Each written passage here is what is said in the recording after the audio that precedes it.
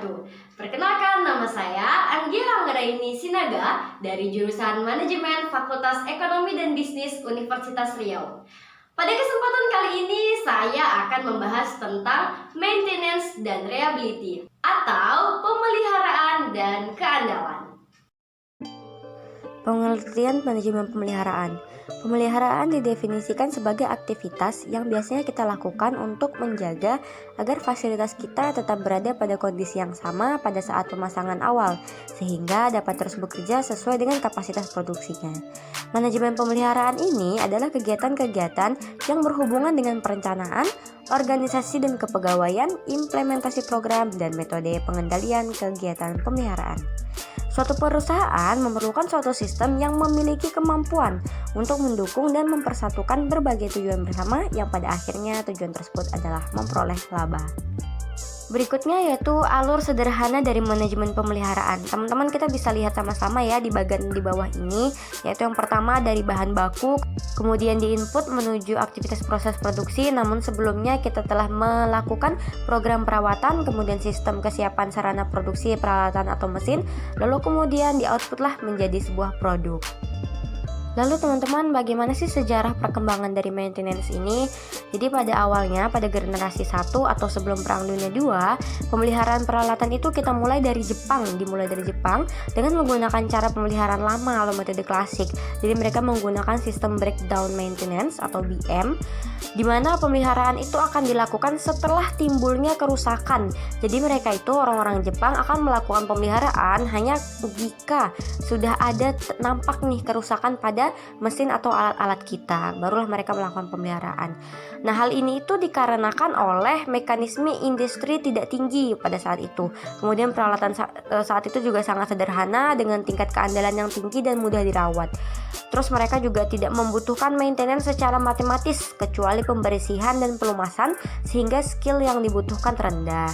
Kemudian pada generasi 2, yaitu pada Perang Dunia II, industri-industri di Jepang mulai mengalami kesulitan nih dengan kerusakan yang dihadapi.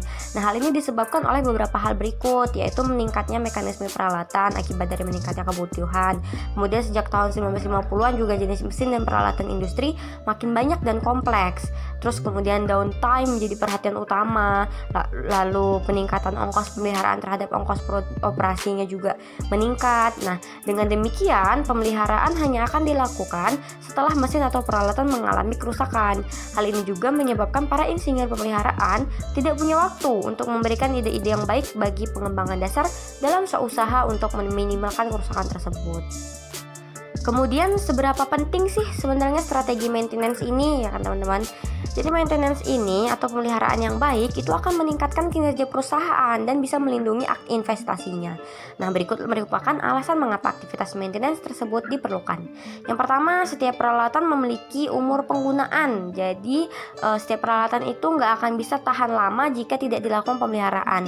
Kemudian yang kedua, kita dapat mengetahui dengan tepat kapan peralatan kita akan mengalami kerusakan, karena dengan cara kita terus-menerus melakukan dengan melakukan pemeliharaan, kita bisa tahu nih kapan alat kita mengalami kerusakan. Selanjutnya, manusia selalu berusaha untuk meningkatkan umur penggunaan dengan melakukan perawatan. Nah, jadi dengan pemeliharaan yang baik itu akan mengakibatkan kinerja perusahaan menjadi meningkat. Terus kebutuhan konsumennya juga bisa kita penuhi tepat waktu. Terus nilai investasinya yang dialokasikan untuk peralatan dan mesin dapat diminimalisasi. Selanjutnya teman-teman, tujuan dan manfaat dari manajemen pemeliharaan. Berikut merupakan tujuan utama dari pemeliharaan peralatan, yaitu yang pertama, bisa menjamin ketersediaan peralatan dan kesiapan operasional, perlengkapan serta peralatan yang dipasang untuk kegiatan produksi. Kemudian membantu mengurangi atau pemakaian atau penyimpangan di luar batas. Lalu tujuannya ketiga, yaitu menekan tingkat biaya perawatan serendah mungkin. Yang keempat, bisa menjaga kualitas di saat yang tepat. Dan yang kelima, meningkatkan keterampilan supervisor dan operator melalui kegiatan pelatihan yang diadakan. Yang kelima, memperpanjang aset kegunaan. Dan yang terakhir yaitu bisa memenuhi kebutuhan produk dan rencana secara produksi tepat waktu. Selanjutnya manfaatnya teman-teman. Jadi manfaatnya yaitu yang pertama, bisa mengurangi persediaan, meningkatkan kapasitas, biaya operasi lebih rendah, produktivitas lebih tinggi, perbaikan terus-menerus, dan meningkatkan kualitas. Pembahasan selanjutnya yaitu jenis-jenis dari pemeliharaan. Ada 3 jenis dari pemeliharaan teman-teman, yaitu yang pertama corrective maintenance, preventive maintenance atau PM, dan yang terakhir TPS. Pembahasan selanjutnya yaitu tentang pengertian dan sejarah keandalan atau reliability. Jadi konsep reliabilitas pada mulanya dikembangkan oleh A.K. Erlang dan C. Palm yang ditujukan untuk mengatasi masalah yang terjadi pada telepon awalnya tuh teman-teman. Yaitu pada tahun 1930, konsep reliabilitas ini dinyatakan dalam jumlah rata-rata tingkat kegagalan pesawat. Pada tahun 1940, tingkat kecelakaan rata-rata pada pesawat terbang itu nggak boleh lebih dari 1 kecelakaan dalam setiap 100.000 jam terbang. Nah, dalam tahun yang sama, analisis reliabilitas ini dipakai pula dalam peralatan perang. Menurut L. Belling, definisi keandalan itu adalah ukuran kemampuan suatu komponen atau peralatan untuk beroperasi terus-menerus. Selanjutnya, faktor apa saja sih yang mempengaruhi keandalan atau reliability ini?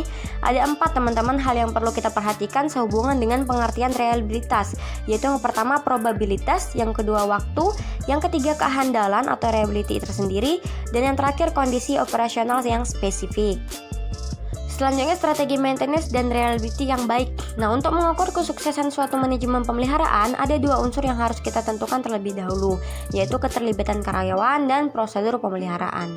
Nah, faktor-faktor yang perlu diperhatikan tentang prosedur pemeliharaan masing-masing itu adalah prosedur pembersihan dan pelumasan. Oke, itu aja teman-teman penjelasan tentang maintenance dan reliability.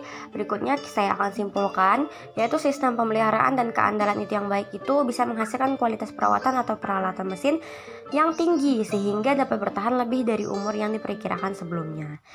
Nah, peralatan yang andal dan terpelihara tidak hanya memberikan utilitas yang tinggi, tetapi juga meningkatkan kualitas dan kinerja. Para manajer operasional bisa memusatkan perhatian untuk memperbaiki desain dan mencadangkan komponen untuk meningkatkan keandalan.